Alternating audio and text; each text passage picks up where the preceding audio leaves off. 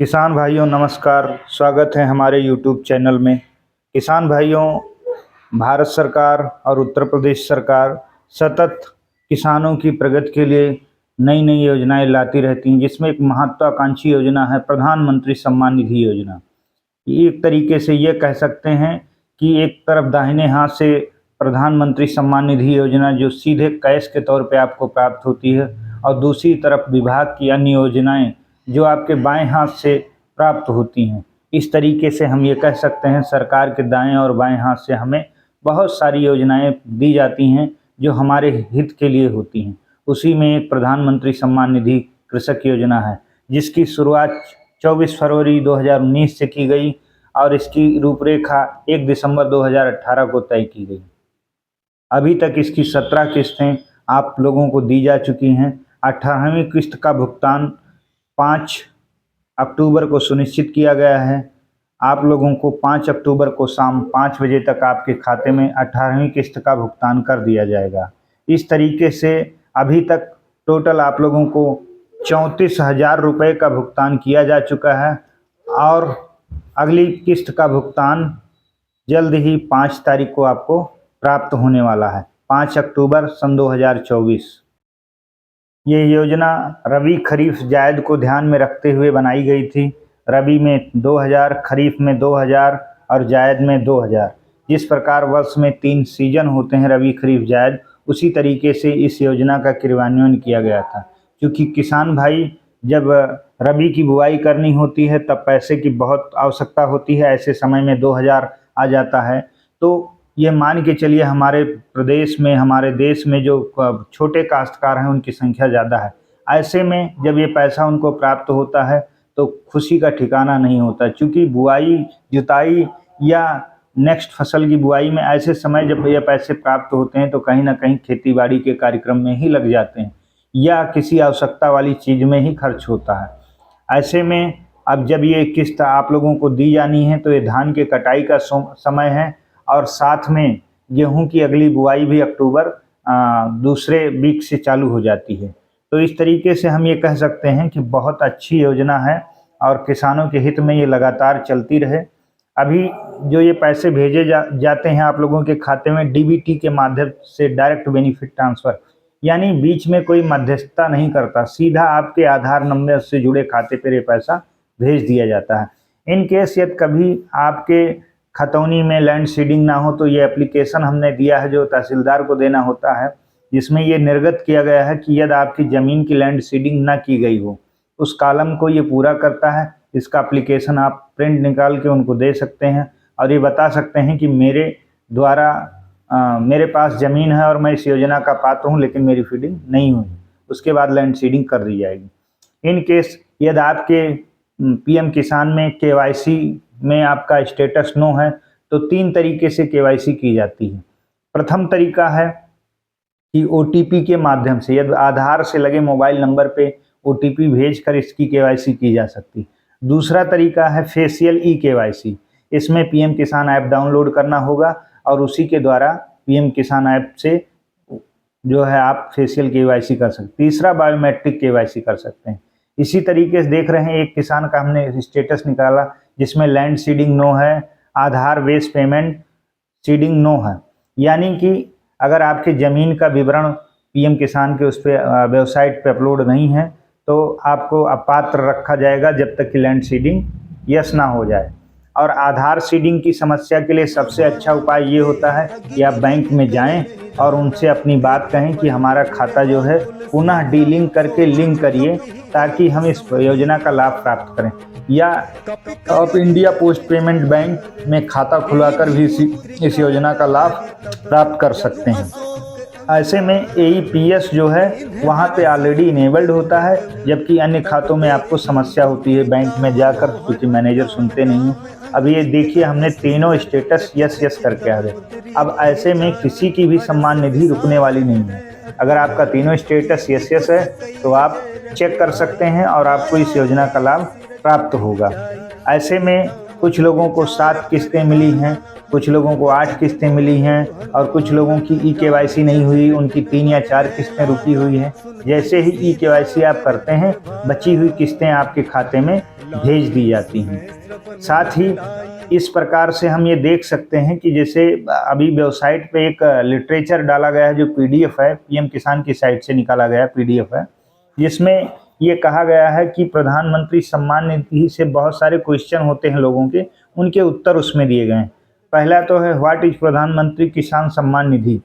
मित्रों, मैं हिंदी में बात कर रहा हूं तो इसको हिंदी में अनुवाद करके बताऊंगा।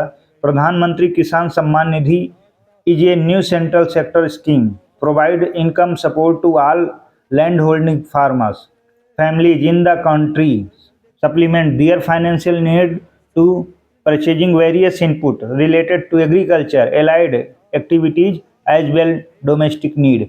Under the scheme, the interior financial liability towards transfer benefit to target beneficiary will be borne by Government of India. इसका अर्थ है कि प्रधानमंत्री किसान सम्मान निधि देश के सभी भूमिधारक किसान परिवारों की आय में सहायता के लिए प्रदान करने के लिए एक नई केंद्रीय क्षेत्र योजना है, ताकि कृषि और संबद्ध गतिविधियों से संबंधित विभिन्न इनपुट को खरीदने के लिए, साथ ही घरेलू जरूरतों को पूरा करने के लिए उनकी वित्तीय आवश्यकताओं को पूरा किया जा सके। इस योजना तक के तहत लक्षित लाभार्थियों को लाभ हस्तांतरित करने की पूरी वित्तीय देयता भारत सरकार द्वारा वहन की जाएगी। यह है प्रधानमंत्री सम्मान निधि। दूसरा प्रश्न है, क्या इस योजना को लाभ केवल छोटे और सीमांत किसानों के परिवारों को ही मिलेगा? मित्रों, कई किसान भाई कहते हैं कि मेरे पास ज़मीन ज़्यादा है, लेकिन ऐसा नहीं है कि ज़मीन ज़्यादा है तो आपको सम्मान निधि नहीं मिलेगी। जिनके पास ज़मीन ज़्यादा है, जिनके पास ज़मीन कम है, अगर वो लैंड होल्डर हैं तब उनको सम्मान निधि मिलेगी। जब 24 फरवरी 2019 को पीटीबी किसान सेवा योजना चालू की गई, तब इसका लाभ केवल छोटे और मध्यम बड़े किसानों के परिवारों को ही मिलता था, जिनके पास संयुक्त रूप से 2 हेक्टेयर तक की भूमि थी। बाद में इस योजना को संशोधित करके 1/6/2019 को संशोधित किया गया और बड़े आकार की भूमि वालों को भी इसमें सम्मानित किया गया। तीसरा प्रश्न ये था कि योजना के क्या लाभ हैं? योजना के क्या लाभ हैं?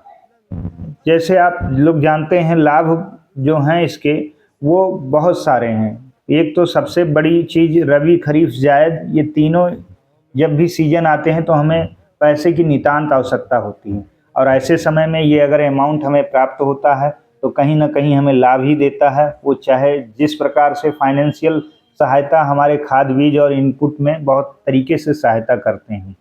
अगला प्रश्न ये था कि इस योजना के तहत लाभ पाने के लिए पात्र कौन होगा? तो इस योजना के लिए वो सभी लैंड होल्डर पात्र हैं जिनके पास छोटी बड़ी चाहे जिस प्रकार की ज़मीन हो, किंतु वो खेती बाड़ी की ज़मीन हो, ना कि जिसमें आप आवास बनाए हों या आर्टिकल 143 के तहत बैनामा हो। इस तरीके की ज़मीन के लिए ये योजना लागू नहीं होती। लेकिन अगर आपके पास खेती की ज़मीनें हैं, चाहे वो 100 बीघे हैं, चाहे वो 10 बीघे हैं, 1 एकड़, 2 एकड़ या हेक्टेयर में हैं, तो वो माने नहीं रखता। आप बड़े लैंड होल्डर हैं तब भी इसको प्राप्त कर सकते हैं। इस योजना से वंचित किन लोगों को रखा गया है? सभी संस्थागत भूमिधारकों को वंचित रखा गया है। एक किसान के परिवार को केवल एक को देना है। परिवार की परिभाषा में मियाँ बीवी और नाबालिग बच्चे आते हैं, यानी पति पत्नी और नाबालिग बच्चे। ऐसे में पति या पत्नी किसी एक को ही पात्र रखा गया है।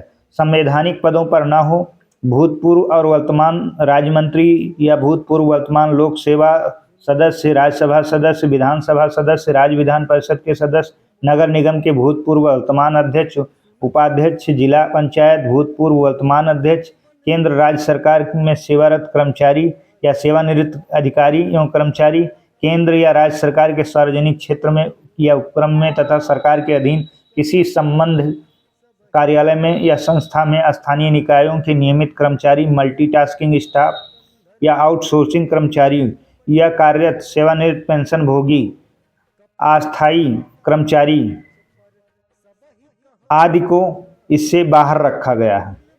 ये लोग इसमें डॉक्टर भी हैं, इंजीनियर भी हैं, वकील भी हैं, चार्टर्ड अकाउंटेंट भी हैं, आर्किटेक्ट हैं जो पेशेवर हैं, और अगर कोई वकील किसी पेशेवर निकाय के साथ जुड़ा हुआ है तो वो उस योजना का पात्र नहीं है। यदि वो पेशेवर नहीं है और वकील है तो वो इस योजना का पात्र है। योजना की शुरुआत कब की गई थी? अगला प्रश्न है। योजना की शुरुआत 24 फरवरी 2019 को की गई थी।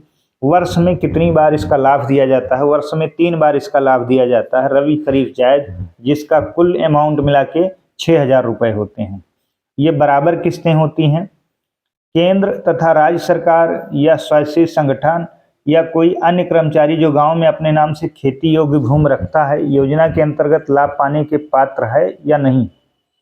केंद्र सरकार या राज्य सरकार के सभी सेवारत या सेवानिवृत्त अधिकारी, कर्मचारी, मंत्रालय, कार्यालय, विभाग आदि इकाइयां, सार्वजनिक क्षेत्र के उपक्रम, सरकार के अधीन संबद्ध कार्यालय, स्वास्थ्य संस्थाएं तथा स्थानीय निकायों को नियमित कर्मचारियों को इस योजना के अंतर्गत लाभ पाने के पात्र नहीं हैं। जिनकी मासिक पेंशन 15 लाख है या कर्मचारी श्रेणी मासिक पेंशन 15,000 के नीचे ऊपर है तो वो इस योजना के पात्र नहीं है। और दूसरा प्रश्न इसके बाद जो 10वां प्रश्न है, क्या 2 हेक्टेयर से अधिक के भूमि धारक इस योजना का पात्र हैं? हाँ, तो वो अगर वो 2 हेक्टेयर से ज़्यादा भूमि रखते हैं तो भी इस योजना के पात्र हैं। योजना के तहत लाभार्थियों की पात्रता का निर्धारण की